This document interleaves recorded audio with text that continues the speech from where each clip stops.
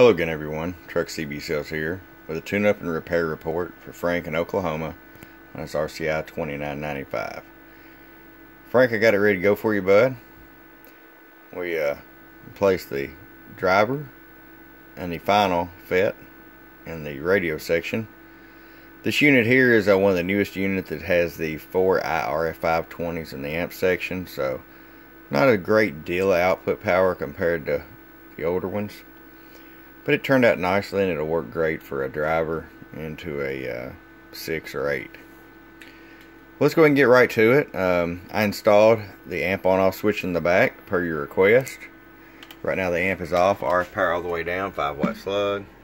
It turned down a little less than a half a watt and up to right about 3. I'm going to flip this switch on. Pull this 5-watt slug out. I'm going to move the 100-watt slug over here.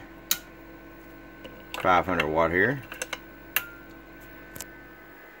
RF power all the way down, 100-watt slug.